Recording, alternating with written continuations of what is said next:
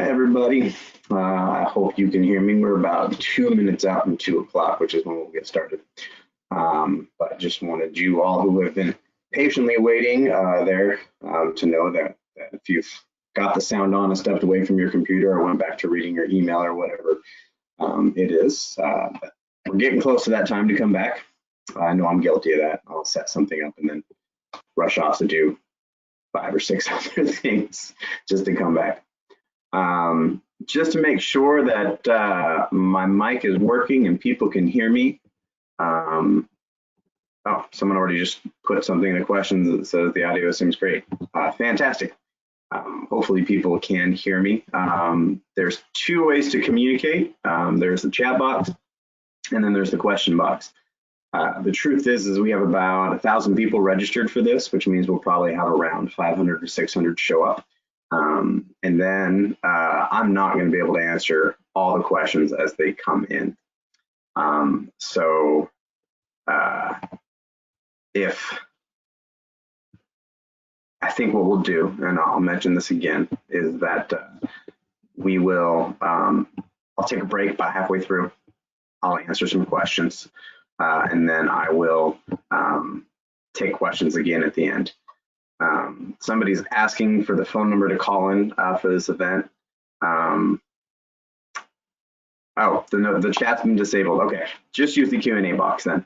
I will, like I said, I'm not going to be able to answer questions as we're going through. Oftentimes there'll be 2 staff workers here, one giving the talk, one answering questions on the back end. Today, that's not going to happen. I'm here all by myself with all of you. So, like I said, I'll take a break about halfway through. I even have a slide in there that reminds me to do that, pops up and says question break. At which point I will go through and pick out a few questions, and then we'll continue on towards the end. If there is just a huge number of questions, what we will try to do is I'll see if we can get the question box actually printed out, and then we may be able to put up a frequently asked questions and just kind of post it alongside this a little bit later. The slides generally are shared, yes. And so I've not had any luck being able to upload them ahead of time. What I'll just do is try to send them out to those who registered. So that's been working pretty well for us, is that they'll just, it'll go out probably on Monday. About that time. Would be tomorrow, but tomorrow's a holiday. So at least for the federal government, we get tomorrow off in recognition of the 4th of July. So we'll wait just a couple more minutes for people to kind of trickle in, and then we'll get started. I'm going to go through and try to get all these out. I'm going to see about that call-in number. I can't access it without actually changing to that, at least not from my screen currently. But if you go up to your bar and it says audio, you can change to phone call if you want and then call in. Probably put that in the question. So.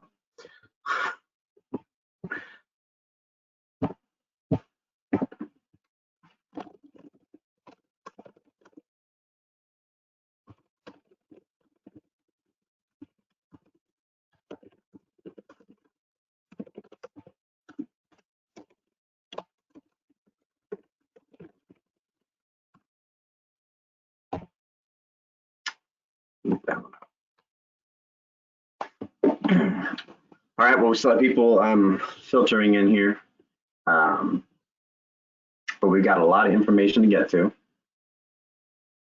So just a couple disclaimers. 1, 2 o'clock is my normal afternoon coffee time. So you see that I have my coffee and I will take breaks to drink it. So if you hear a slurping sound, my apologies. I'll try to do it as quietly as possible. Second disclaimer is I have 3 small children.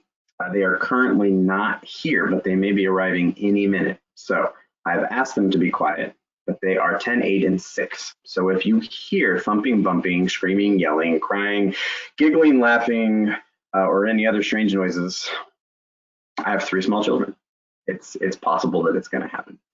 My apologies if they do show up on audio, but we'll do our best. We'll do our best. So I think what we'll do now is we're 3 minutes past. We're going to go ahead and get started. I'm going to turn our webcam off because it is weird to give a talk and the only face I see be mine. And so it's actually just a little bit easier to go with the slides, so it doesn't seem like I'm talking to myself. I'm going to start with a couple of polls here, though. So turning off the camera now, but I will be here still speaking. All right, so I like to get a bit of a gauge on who I'm talking to. So a poll should be popping up for you all right now.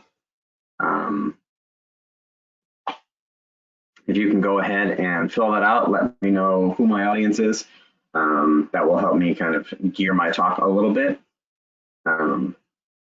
So far, it looks like we are pretty heavy college, but only about 8% have voted so far. I'll give another minute, 30 seconds, another 30 seconds.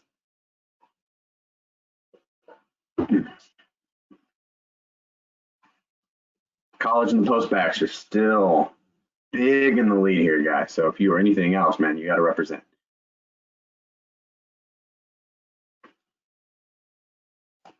All right. All right. So I'm going to go ahead and polls must be closed. Okay. I think that's what that means. Closing that one down. We are a little over 50% college and post-bac, a little over 20% grad student, a little over 15% post-bac, and about 10% high school students and 1% other. So thank you for that. Someone says I can't click by college. Great. Appreciate it. That does help me a little bit in getting things together. I'm going to go ahead and do one more quick poll here just to see what people's feelings are about networking. So somebody says yes. One person loves it. Great. Now it's starting to fill out a little bit. So good. We got a number of people said they've never really done it. That's fantastic. But again, we're only about 10% people having voted. So I'll again let this one go for a little bit. The no's are starting to run away with it, which is not surprising. I think if we asked the general public, it would look something like this as well. Not a large number of people actually really care for it, to be perfectly honest. Sophia, I'm sorry it's not working for you.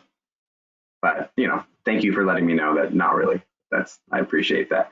All right, so we're a minute in. We've got about 82%, and they're still kind of trickling in here.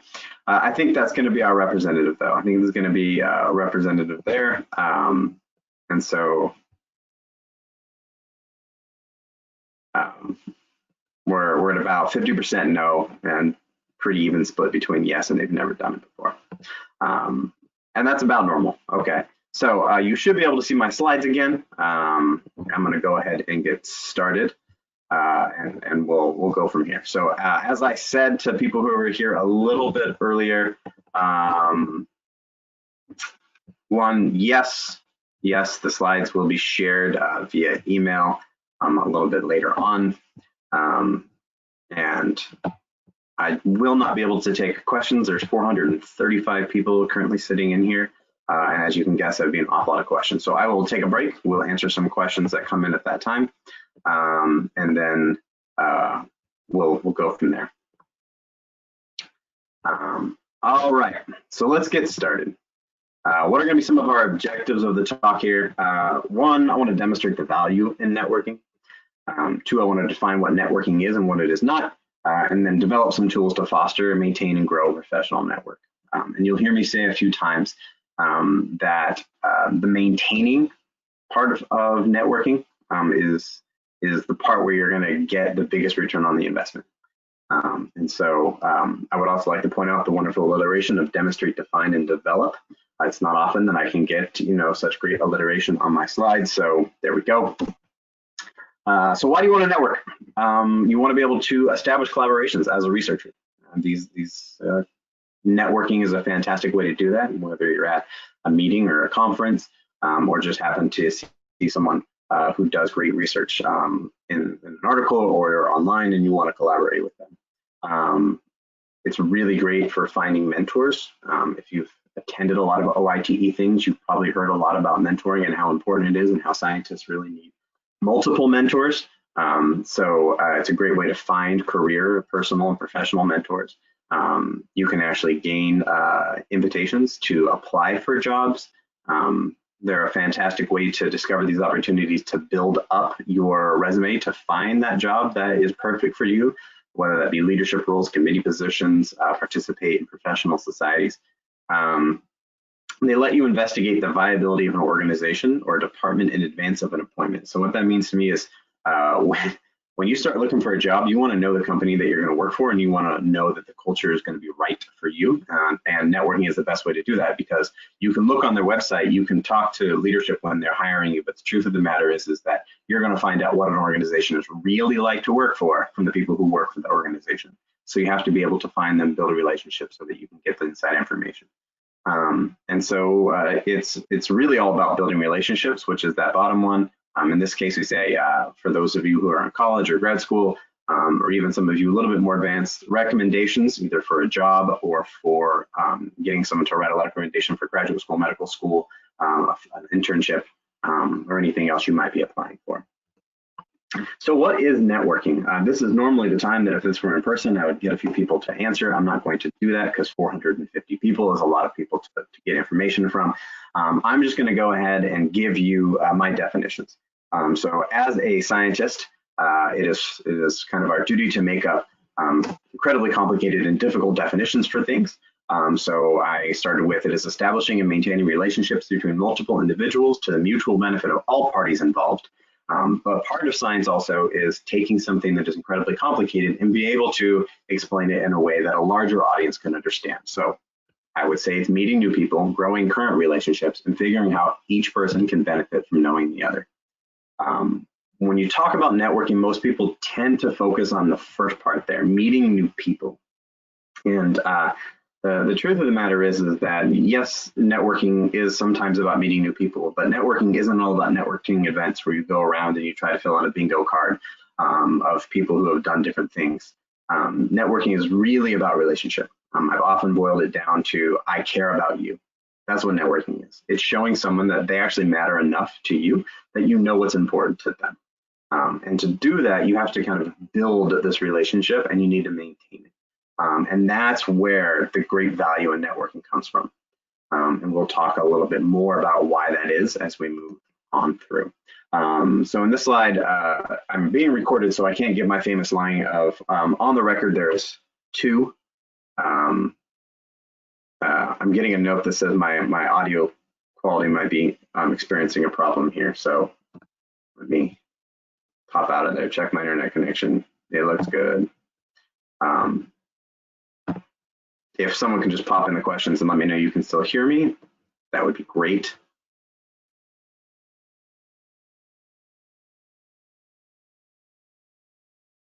I'm not. Okay, good. Thank you. Then I'll keep going. So I'll often say that on the record, there's two types of networking. There's active and passive, and off the record, there is three types. And so I'll get into those three types here in a minute. It's recorded, it's on the record. So there are two forms of networking, passive and active, right? And so the passive one is your virtual, it's your kind of social media networking. It's really impersonal. It's not the type of networking where you're putting a lot of energy into the relationship. And then there's active, and this is where it is a little bit more personal. It's a little bit more intentional. You're treating it with a little bit more value. And by value, I mean your time and energy go into it. And so the reason that there's two is that not every relationship is going to be the same. There are big deal relationships. They require an investment of time and energy. They're the ones that you really want to work out. They're the ones that you see great value in, either for you or the other person or both. And then there's small deal ones, right? These are ones that maybe internet-based, people in passing. Perhaps you have lunch with the same person at the same meeting every year that you go to, or every 2 years. And those are small deal relationships, right? You're not putting a ton of interest into them, and that's fine. Part of networking is knowing when the small deal relationships need to become big deal relationships. And when a big deal relationship perhaps has run its course as a big deal and needs to be downgraded to a small deal relationship. And that comes with experience, and it's not something that I can really put into a workshop, but understanding that there are different types, and that it's okay if one was a big deal and is now a small deal, and if there's one that's a small deal that you want to take big, to understand that that's okay too.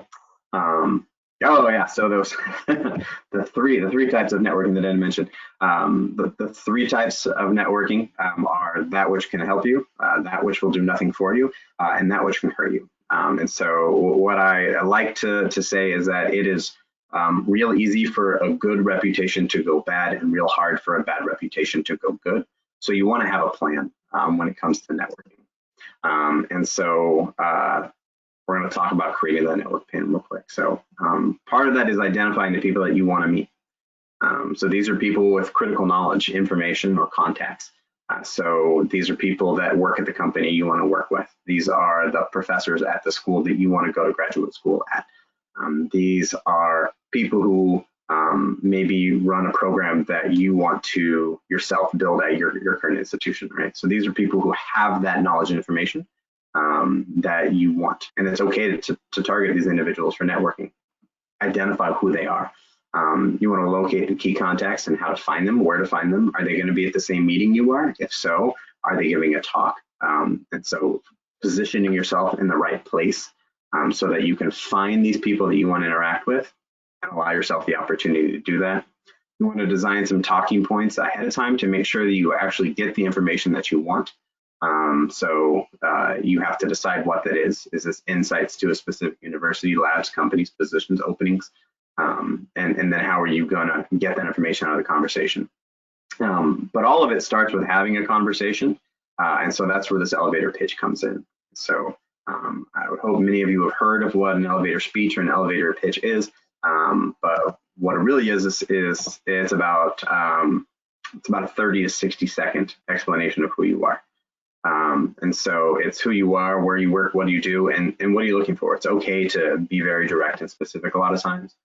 When you're having a conversation, you want to ask open-ended questions. And so open-ended questions are questions that cannot be answered yes or no. So this is a key one because it's really hard to do when you're in a situation that you haven't prepared for.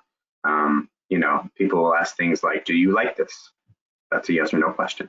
If you ask enough yes or no questions and get enough yes or no answers, it's no longer a conversation. It feels a little bit more like an interrogation, and that's not a good situation to be in. So you want to think about ways that you can ask questions that are open-ended. What are your thoughts on is always a good one. You know, how did you do this? Just a couple of examples there. You want to have some talking points ready. So you go in, you give your elevator speech, you ask them open-ended conversations. And then you want to have some talking points. So current scientific headlines, if you want to talk science, is always a good thing. Sometimes recent events, although you do want to be careful to avoid certain topics that might cause you to have a large disagreement. I'll leave that unspoken at this point. But I always put the weather up here because it kind of makes me laugh.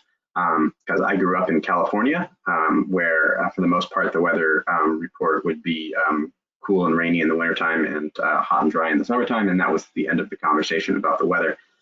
Then I moved to the East Coast, where the weather is a little bit like a sport, where people will get out their favorite weather apps and look at the radar, and we've all become meteorologists and know exactly when it's going to start raining. And then we'll have a debate over who's right of when it'll start raining, when it'll start snowing, and exactly how early you have to leave work to make sure that you don't get stuck in the snow traffic. And so if you live in a place where the weather is boring, I would just say maybe don't talk about the weather. If you live in a place where it's a little bit more exciting and changes frequently, that's an option for you. But have a purpose in mind, right? So why are you asking this person for a conversation? We'll talk about informational interviews in a little bit. Do you want to get information about a school, job, company, something like that? So the elevator pitch, it's 30 seconds to 1 minute introduction to who you are. I have seen people say that it's going to be 1 to 3 minutes. Please don't talk about yourself for 3 minutes the first time you meet someone without taking a breath and giving them an opportunity to speak to you. That is a long time. If you don't believe me, just set a timer and talk about yourself for 3 minutes and see how long it is. Try to keep it short. There's 3 main parts. It's who you are, what value do you offer the other person, and what do you want. And so there's many different types of elevator pitches. There are generic ones that can be just a generic introduction. They can be somewhat generic that are related to a project you're on or the professional thing that you're trying to do. And then there's directed. And a directed elevator pitch is you've crafted this pitch for a specific individual. Right? You want to meet Dr. X, right? And so to do that, you have crafted one that is intended to get her attention. Right? And so that's a directed elevator pitch. The context of the pitch determines the content of the pitch, which means that no 2 elevator pitches are really going to be the same. I'm going to give a few examples. And so we'll go on there. So some things to consider, as I just mentioned, no one speech fits all the circumstances. You'll need to kind of think beyond your current project and tasks sometimes. And so if you need a little help with that, we have other workshops that are specific on figuring out how to work with your transferable skills, right? How can you think beyond what you're actually doing now and project it into a field that you might want to be in? But know what your skills are, right? Scientists, students, you guys are critical thinkers. You have creativity. You're project managers and leaders. And so you want to know what those skills are so that you can put those into the speech in the appropriate context at the right time. And then you have a purpose, right? It's okay to end with asking for exactly what you want if it's a targeted elevator pitch, right? So here is my generic introduction.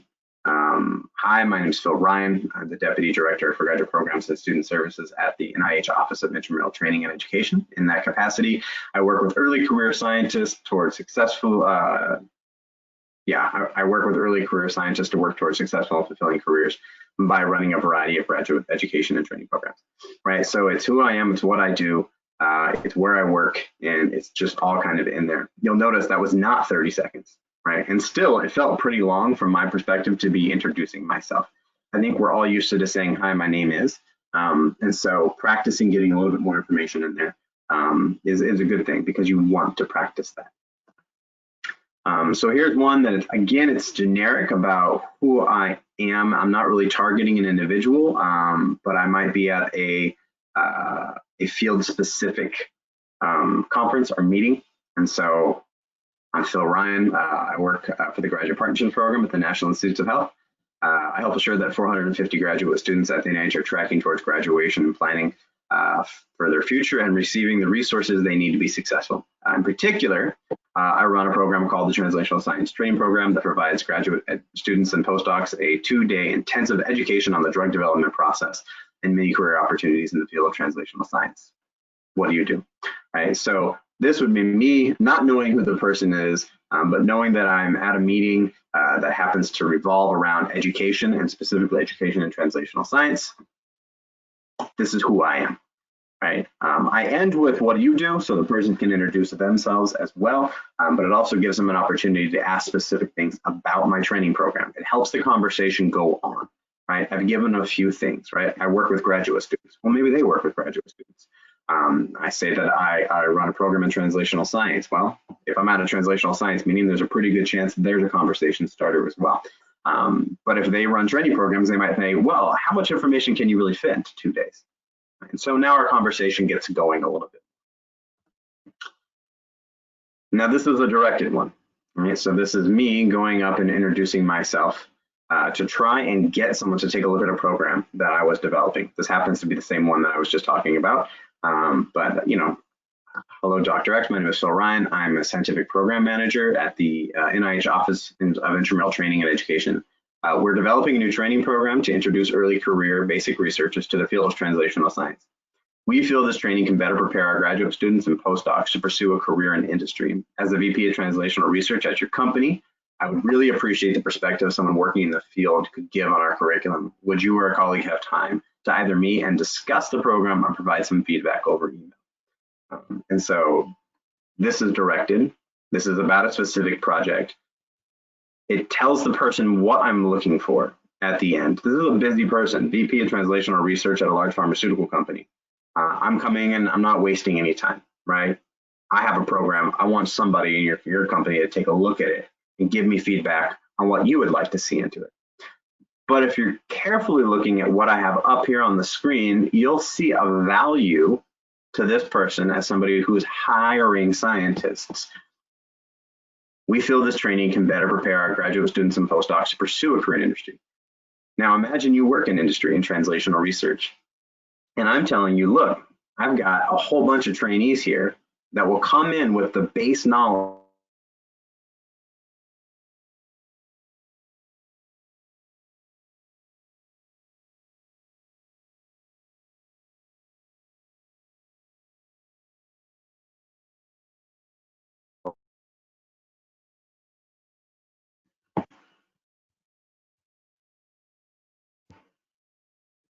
All right. Sorry about that. I don't know where the audio actually cut out. My apologies. But apparently we're back. So I hope most of that on this slide got through. I'm going to go ahead and just move a little bit closer to my router and hope that the signal is a little bit stronger here. Technology. All right. So my key points were: 1, this was targeted. 2, it let the person know exactly what I wanted, so I wasn't wasting her time. And 3, it provides value to them in the fact that I'm going to be training people to go into the field that she's going to be hiring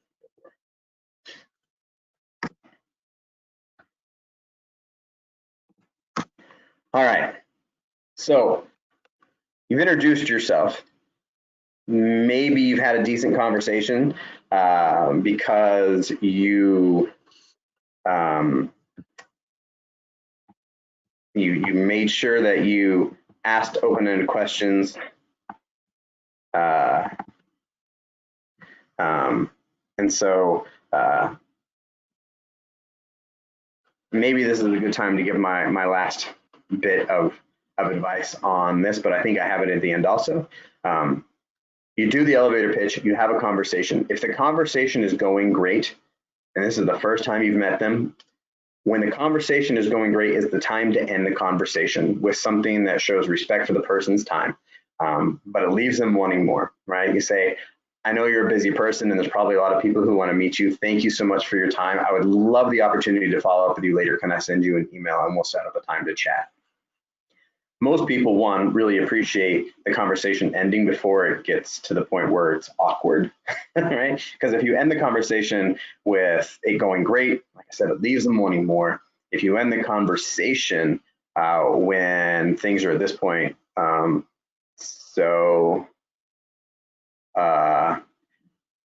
there's no real desire to continue the conversation because the last thing they remember is that it was awkward and boring at the end, right? So you ended the conversation. Now you want to keep up the conversation, right? So for those big do relationships, the one that matters. 1, organize your contacts, right? So if you're at a meeting and you meet somebody and you don't already have their contact information, ask for their business card. Don't give them yours and assume they're going to call you. They're not, right? You want the power. You want the ability to be able to contact them. Ask for their business card.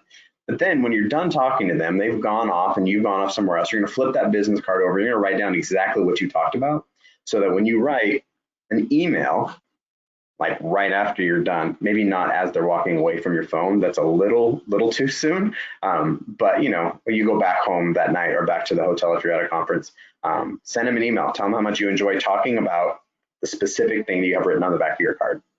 And that way, if they've met 20 people that day, they know which one you are because of the conversation that you had, right? And so it just makes it a little bit easier for them to know who you are. It's a personal note showing that you valued their time and what they had to say because you listened. right?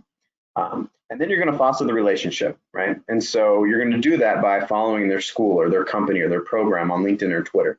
And when something big comes up, you're going to write and say congratulations, right? So if they're a principal investigator you really want to work with, they publish a new paper. Awesome. Send them a little note. Hey, I saw your new paper came out in Journal X. I think it's fantastic. I've read through the abstract and I'm looking forward to going through the rest of the paper. It's just a little nice thing to say, hey, congratulations. I care enough about you to follow up. Articles of interest, right? So if you happen to read an article that is related to a person's field, and if you just tag them on LinkedIn and say, hey, I thought you might appreciate this, or you send them an email that says, I saw this article and I think it's one you would really benefit from reading. The truth of the matter is they probably already read the article. It's their job, but that's not why you're really sending the article. You're sending the article to say, I know what's important to you. And it comes back to, I care about you. I care enough to know that this is of interest to you, and so I'm sending it to you to show you that I still care about you. A general hello is fine, but you really don't want to do it maybe more than twice a year, because then it just feels a little bit weird to be getting an email from someone once a month saying, hi, I just want to say hi again. You want to put a little bit more into it. And then we're going to go into informational interviews here, right? And so one great thing to do is if you meet somebody who works at a company you want to work for, right? You got their business card, you've written this email on the back, and then you say, I'm really interested in learning more about what you actually do in your job. Can we have an informational interview? Right? And so I'm going to pull up another poll here for you guys to participate in. And I'm going to ask the question, have you ever done an informational interview? And so if you could go ahead and fill those out.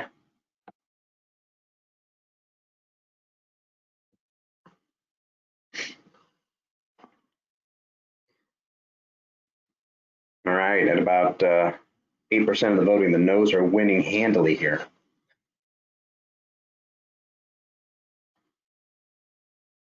All right, the yeses are starting to make a comeback.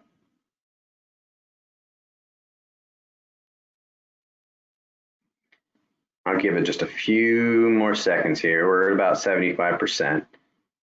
Can't imagine the voting is going to change a ton if we go up much more. But I'll give people just a couple more minutes here.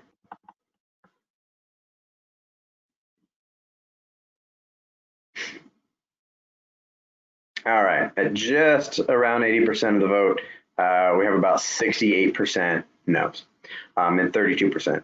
Honestly, that's a pretty good percentage. And I really like the fact that many people have already done them. Had I given this talk 10 years ago when I started in this field, that number would have been much lower. So that means that those of us in this field are doing our job and that we're getting there.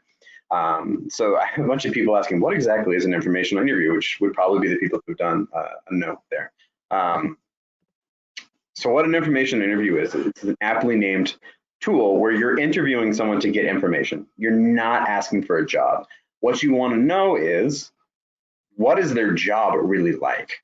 What is it really like to work in this field? What is it really like to work at this company, right? So what an information interview does is it allows insider information from the people who are actually doing the career.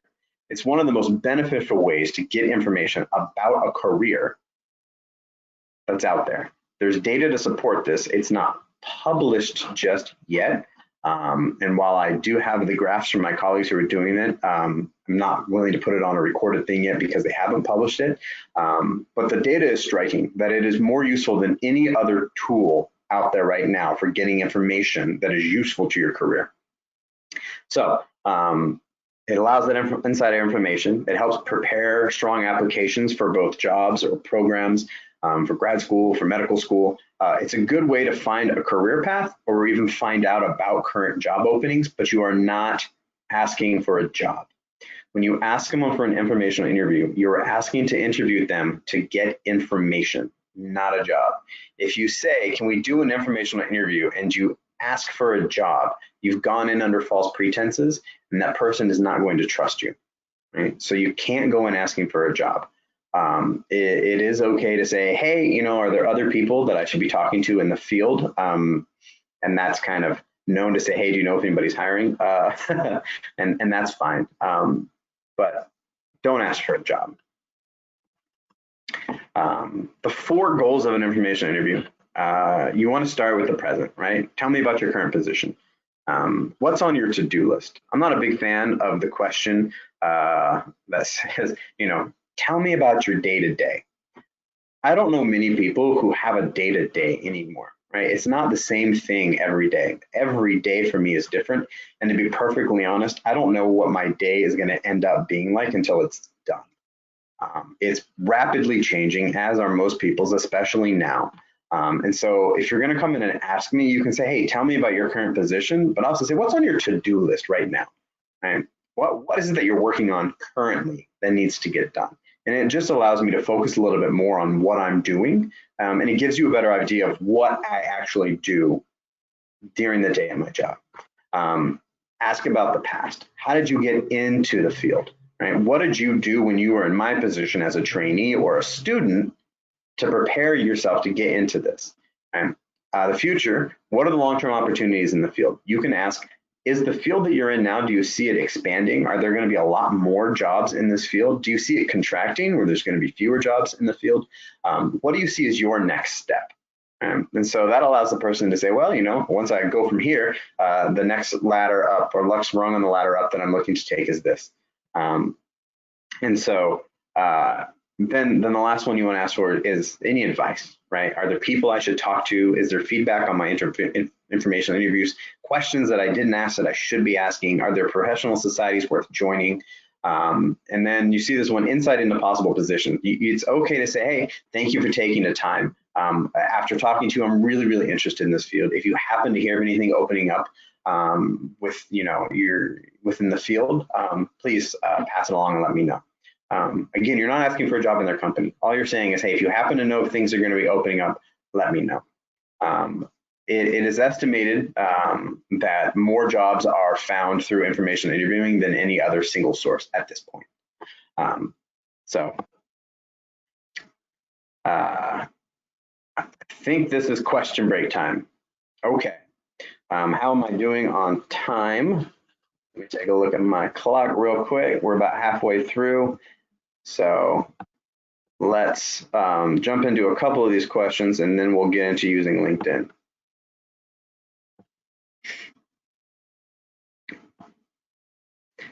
A lot of things about being able to hear me and not being able to hear me. So that's good.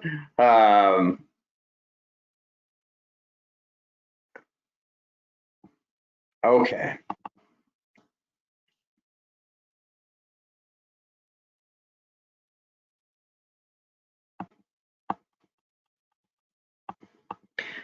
So there's a couple on what are the best ways to approach reaching out to somebody at a company, right? And so I think starting with something that explains or uses that elevator pitch format, who are you, what value do you bring, and what are you looking for, is absolutely fine, right? I probably get 100 emails a year asking about the best ways to get into one of our internship programs. If it's not mine, I generally pass it on to somebody who works in that internship program. But it's fine to say, hey, I really love the work that's being done at your company. It's best to show a little bit about the company, right? So look at their mission statement, include that in your email. Talk about if it's the industry position, maybe some of the things that they have in the pipeline right now. And so, but it's fine just to reach out and say, hey, I see that you work at this company. I always appreciated the mission of that company. I think it's fantastic, some of the things that you guys are working on now. Would you mind doing an informational interview with me where I can find out more about your company and opportunities that might be there for internship possibilities? Absolutely fine to be that direct. Got cut off.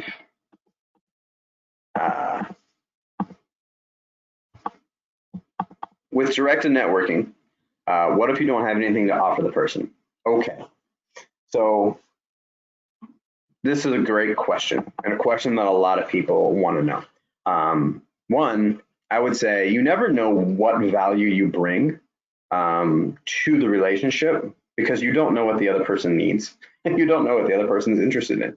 The truth of the matter is that I could be mentoring a college student and they're thinking, what value do I as a college student bring to this person who's already been in their profession for 10 years. Well, the truth of the matter is, maybe you're a math tutor and my kid needs help with math, right? I mean, it could be simple as that. Or my kid wants to learn karate and you happen to know a great dojo in the area. Those things are valuable, but I will also tell you as somebody who's in this position, there's great value in just feeling valuable, right? When somebody comes to me and says, I want to know more about your position, I'm like, wow, I do something interesting, right? I do something that somebody wants to know about. And there's great value in that. And there's great value in passing that knowledge on. Most people like to talk about their jobs and they like to offer that value to somebody else. And so I wouldn't worry too much about what you bring if you can't identify it right away. I would say go in, be polite, be courteous, show value. The person has value to you, and then what you can offer will pop up at those times.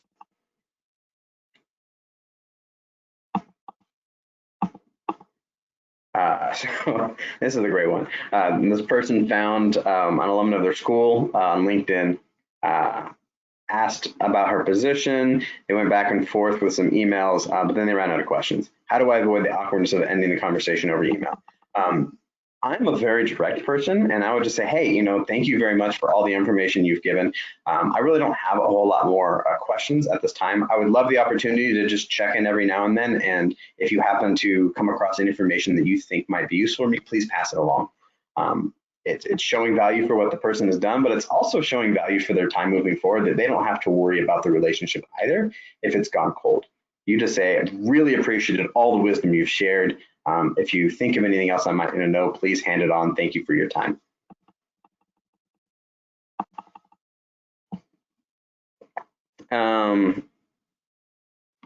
Somebody says, is it okay to ask if you can use the person's name when applying for a job? That's after the relationship builds. Don't do that in your informational interview. Yeah, that's that person. If the person offers it and they say, hey, go ahead and let HR know that I recommended you to apply for this position, it'll get your resume up to the top of the list to at least be looked at, then that's fine, but don't go for it.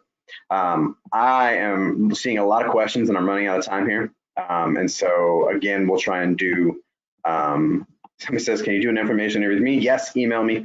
I'm on the web, easy to find. I'm on LinkedIn, easy to find. So I'm going to go ahead and I'm just going to keep going. I know I didn't get to all your questions. Again, there's 450 of you. And so, yeah, I'm going to jump back into this. I'm going to try to finish up on LinkedIn, and then we'll go from there. Sorry that I couldn't get to all the questions, but like I said, there's a lot of you and one of me. Okay, so LinkedIn. What hiring managers are looking for in a LinkedIn profile, and full disclosure, I just heard the family come home, so background noise likely will increase. What hiring managers are looking for in a LinkedIn profile? Well, one, for the most part, if you're a scientist, they're looking for your scientific acumen. What are your research interests and experiences? That's going to be laid out in your experience section. Skills, techniques, methodologies, and equipment. The great thing about LinkedIn is you can actually put up links to papers that you have published. You can put up links to videos that you have online. You can link to, like if you worked on a committee for an event, you can link that event, say served on this committee, right? And people can see the productivity that you have on LinkedIn, right? And so you can show that through LinkedIn pretty well, the scientific and professional acumen that you have. Most professions have some type of teamwork involved, and so they want to see your team experience, group leadership, and participation to successful outcomes. This is where saying I worked on this committee, this is the event page, this is what we did, is a great thing to do. Again, this is the evidence that you can do the job. And when I say the job, I mean the job that you actually want, or the job that the hiring manager is looking for. And so you want to put up the things that show you can do the job that you want, not just the job that you have. And then it's an opportunity to connect with you. So if you are going to a meeting and you use LinkedIn, put up there, I'm going to be at this meeting. And that way people who might be interested in talking to you can come and talk to you. If you have a poster and you know the poster number, I'm going to be at this meeting. I'm in this poster session, this poster number, come and talk to me about my science. It actually works. People have done that, and people come up to them and great conversations can ensue. So you want to update where you are, what you're doing, what your interests are, and do that. So LinkedIn profiles, just a little bit about them. Have a picture, but have a professional one. According to LinkedIn's own data, if you have a photo, you're 21 more times to have someone look at your profile than if you don't. You get 9 times more requests for a connection, and apparently 36 times more messages than those who don't have a photo. I think this is just a fact that like a gray square seems impersonal. And so we want to know this is your person. And so put up a picture, a headshot. It should just be you. This is not Facebook. Don't have your adorable puppy or kitten or family in there. I have an adorable family, but their pictures are not in my LinkedIn profile. Speaking of adorable family, my child just walked into the room and I had to send him out. For that picture, have a natural background that your face fills up most of the space. Have all the stuff in the top box up to date. I'll show you what I'm talking about, but maybe in a minute. Be careful because you can be updating your experience, but way down, maybe putting in something that you did 10 years ago that you'd forgotten about, or you're putting in a new volunteer thing that you're doing, or serving on a leadership committee.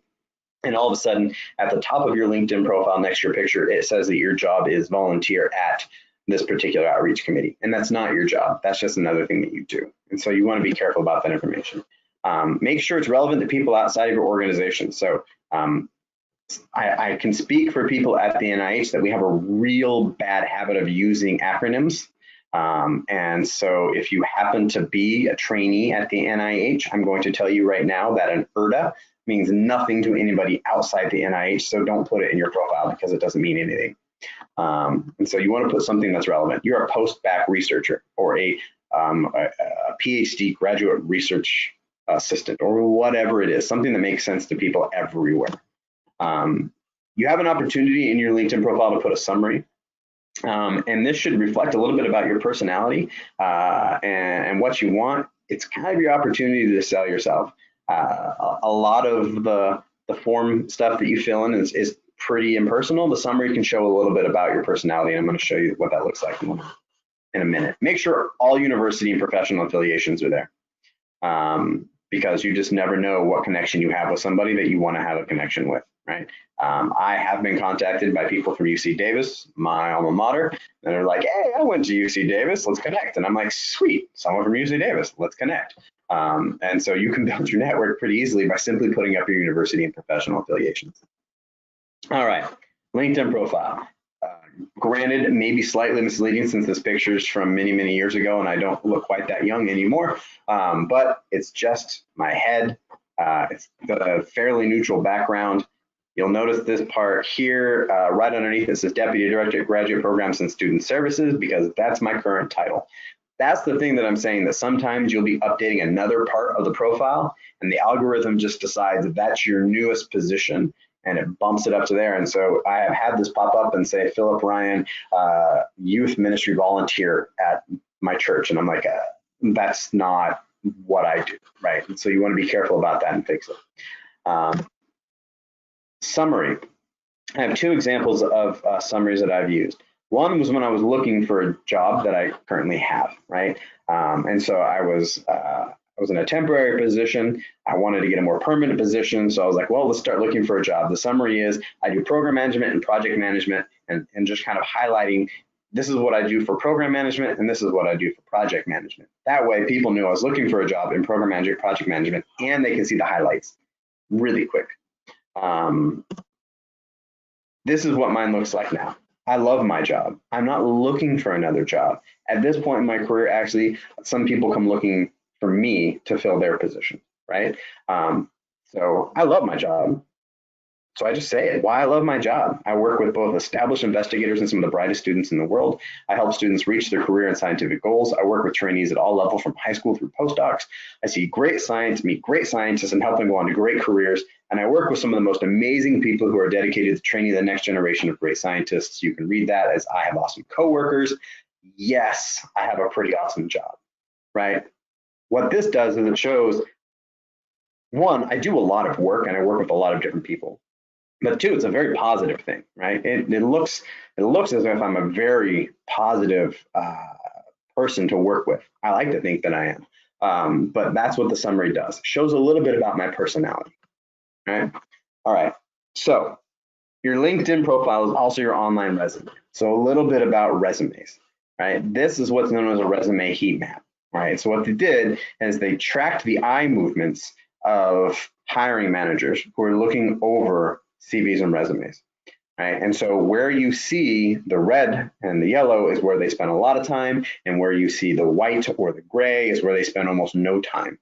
Please notice that down at the bottom, that's a giant paragraph, and no eyes went there. Nobody has time for a paragraph, right? White space is your friend in your resume. White space is your friend on LinkedIn.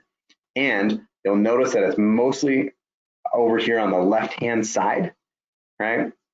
Just because you're going to start each one of your lines with an action word. And I'll show you what I mean in just a minute. But it's an action word that shows what you are doing. You're not going to start with, in this position, I.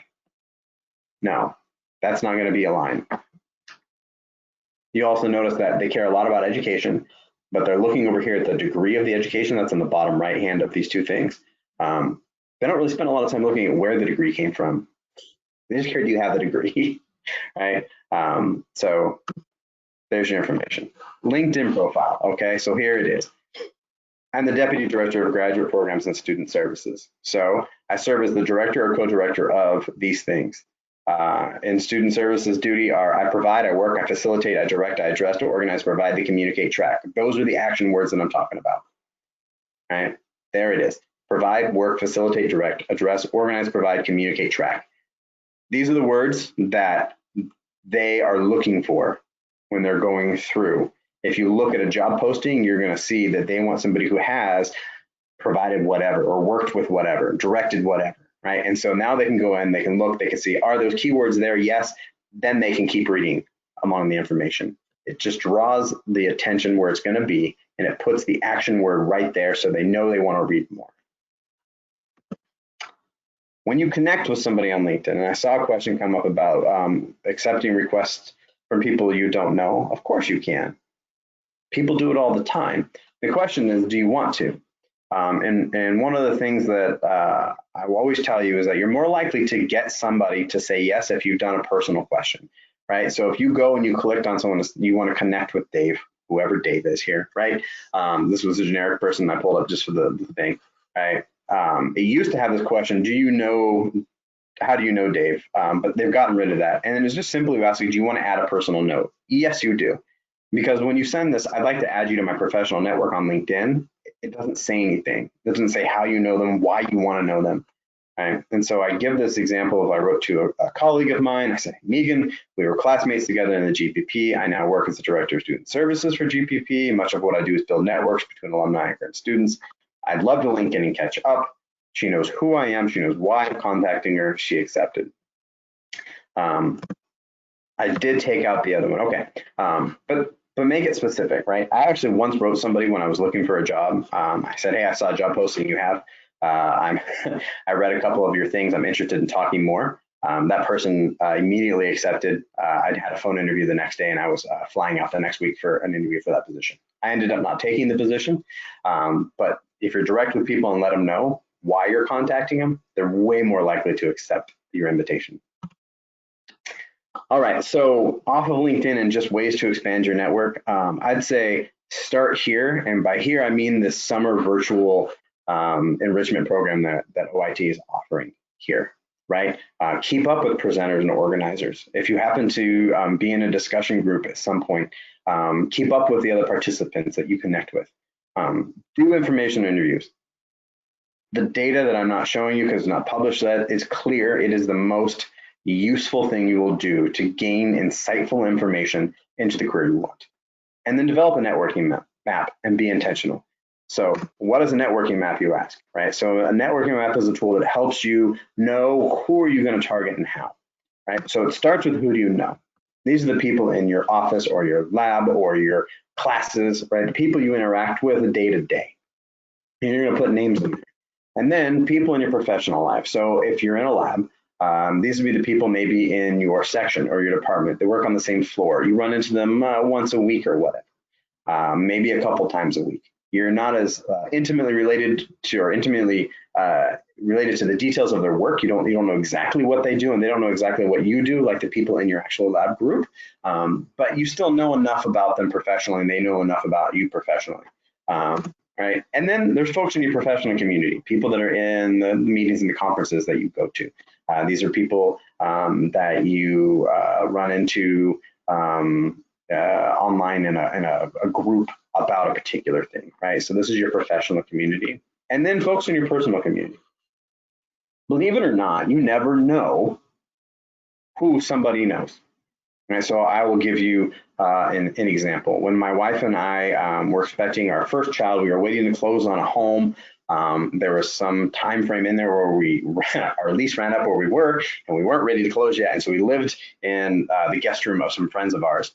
And the wife, who's a great friend of ours now, she's a stay-at-home mom. She homeschools, and her kids are all swimmers. And so like I'm thinking before that she was in the Secret Service, like what would she and I have in common when I'm trying to like build these things? And so at that time I was trying to work with community colleges, and I was trying to work in biotechnology education. I was talking to her one night, and she was like, I was timing with a lady, and she happens to run the biotechnology program at the community college up the road. Who knew? But because I was talking with somebody in my personal community about what I wanted to do, I was able to make a connection that proved very valuable for me. And so talk to the people in your community that know nothing about science, because you don't know who they know. Ways to maintain your network. Think about what is important to the other person professionally, right? So program directors, I'm just using these as an example, their program, their school, their students. Again, follow on LinkedIn or Twitter and congratulate on getting fundings, awards, honors, share articles related to their work, like I mentioned before. Professor, their research or their career, right? If you happen to have been a summer intern last summer, follow up on the project that you were doing, right? Follow up on big experiments that happened after you left the lab. Congratulate on new positions or responsibilities. Again, publications, share articles related to their research. Think about what's important to the person as a person, right? All professionals are also people, and we all have lives outside of work, right? So somebody in their stage of life, right? Know their stage of life. Do they have kids? Do they have grandkids? A note to say congrats on a kid graduating from high school or college, man, it goes a long way. My PI from when I was a graduate student still sends me an email every year on my birthday to say happy birthday. It's awesome. It shows that he cares. Know their hobbies, right? And then again, if they happen to love guitar and you come across an article about some fancy guitar that's being auctioned off, like send it to them and be like, ha ha ha, wouldn't it be great if you can afford this? Right? It just shows that you know the person. Postdocs or graduate students, right? Are they in that stage of life where they're finding that life partner? Are they having a child? Where is home to them? Right? So many of our scientists are international trainees and students. Like, where's home, and do they want to go back? Do they want to stay here? Do they want to go somewhere else? Share information that's relevant to their desires. The key takeaways: networking doesn't have to be scary, right? If you're prepared, it makes it way less scary. So have a plan. Understand it's a two-way street. Those who give generally get more. The saying that I really like is networking is like a bank. You really got to make deposits before you make withdrawals, right? So if somebody comes to you and says, hey, can you introduce me to your PI because I'd really like to work as a postdoc? Introduce the person. Right? If they come to you and they say, hey, I see you work at Chipotle and I'm looking for a job. Do you guys know when you'll have an opening? Like, be kind and help that person, right? And practice makes perfect. Practice your elevator pitch. Have information interviews. Honestly, practice and having coffee with someone you don't know that well is a good thing to do. It gets easier the more you do it. I say this from experience. I've done over 100 informational interviews. And at this point, I can sit down with anybody and talk about their job. Part of it is because it is my job, but the other part is because I've just done it over and over and over, and it just makes it easier. So practice. Some references, since the slides will go out via email tomorrow. There you go. I really like Never Eat Alone by Keith Ferrazzi. And then for all of you who said that you did not love networking, Networking for People Who Hate Networking, a field guide for introverts, the overwhelmed, and now they're connected by Dvorak Zak is really great resource. And I'm hoping she's put out an updated one because it was from a while ago, but I really like it. As someone who actually is an introvert, I found the tools very useful. That's my email at the bottom. Again, for the few people who asked if they could do an information interview with me, absolutely email me. We'll set up a time to get on Zoom or Skype or WebEx or whatever. And then here's some other things. That is the end of the talk. We have a few minutes for a few more questions. I'm going to pull a couple. Like I said, I'm not going to be able to get to all of them. I'm sorry. I will see if we can get a copy of the question box printed out and maybe put up a frequently asked question thing from them. All right.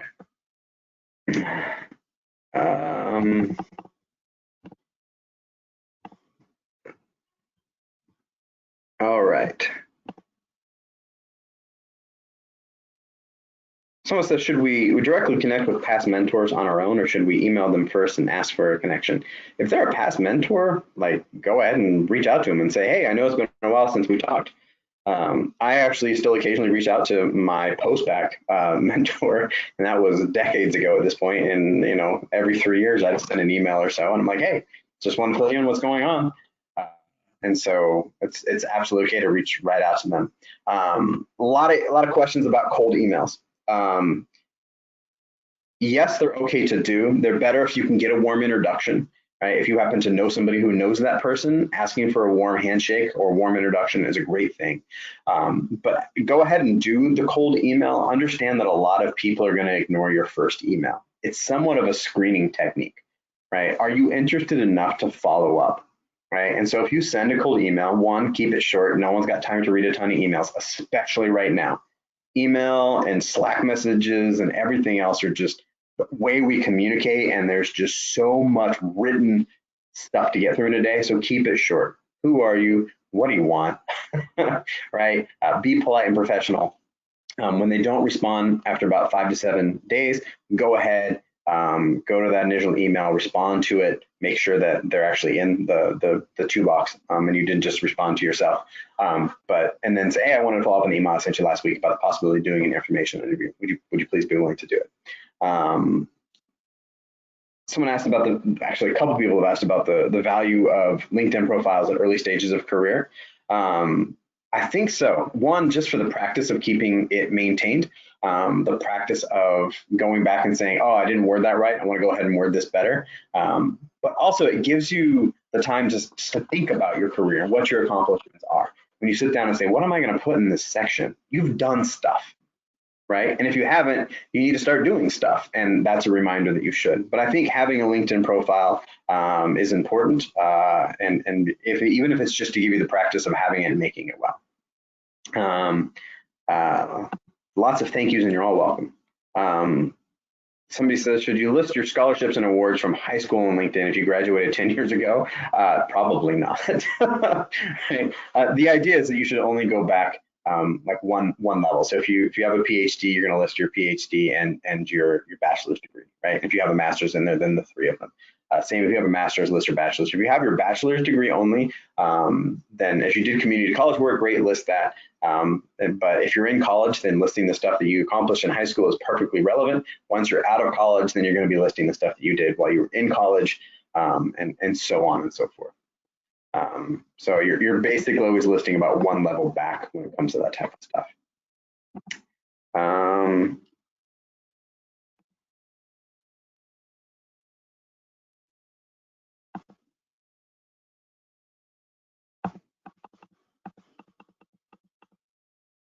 Someone says, what things should be different between a LinkedIn profile and a resume? One, on your resume, you're not going to put a picture. You're just not. And two, you're probably not going to be able to show like the videos that can pop on a LinkedIn profile. The other thing is your LinkedIn profile can kind of be as long as you want it to be, where a resume is going to be short. You're going to try to keep it to 2 pages. And so with your resume, every single job you apply to is going to be a different resume because you're going to tailor that resume specifically to that job posting. That's all I'm going to say on that. We've got videos on our YouTube page. If you Google OITE YouTube, we've got stuff on CVs and resumes and cover letters. I just did a talk, I think it was last week on that. for another group. The video is not up, but there are lots of those videos up there, and we'll be talking about them throughout the summer. I'm going to answer just a couple more. There's a few more questions about the slides. They will be emailed out.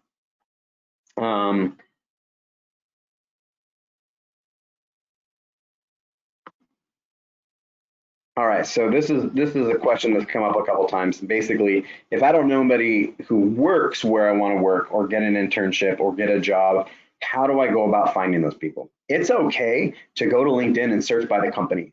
And then you try to look at somebody, and oftentimes if you look on LinkedIn, they'll right next to their name, they'll say, are they a first contact, a second contact, or a third contact? If they're a second contact, it'll say, often say the people that you have in common. Right? And so you can ask someone to introduce you, but you can also just send that LinkedIn request and say, hey, I see you work at this company. I've really been interested in the work that the company does. Try to show that you're not being generic. Mention the mission statement, mention something in the pipeline, mention a product they just put out, right? And then say, can we set up an informational interview, or can I just link in with you so we can share information? It works probably 75% of the time. And if it's not, you're out one paragraph, right? And so if they don't do it, don't take it personally, move on to somebody else. There's been a number of questions about how pushy can you be, right? How do you seem not overeager? How do you not seem rude and over-intentional? My general rule is that if you send an email and ask somebody for an informational interview or a contact or something, and they don't respond, wait 5 to 7 days, send a follow-up email. If they don't respond to that one, I will often send a third one. Hey, just wanted to follow up one last time. I understand if you're busy, but to me, it was worth the effort to try one more time. And if they don't respond to that, move on. Again, don't take it personally. It's just emails. It's just business, right? Find someone else to do it. But I would also say your schools, your institutions have offices that are designed to help you, right? Like go and find out, talk to them. If you work at the NIH, come and talk to the people at OIT. Man, we know a lot of people. This office has been open since 2007, right? So we're 13 years in. We have a ton of alum that are all over the place, and we're super proud of them, and we're connected with lots of them. And so my guess is that your alumni associations at your universities, if you're there, have the same. Many of you have postdoc offices or career offices. Use those to your advantage, right? And this is going to be the last question that I take, just because we've run over a little bit, and I want to respect your time.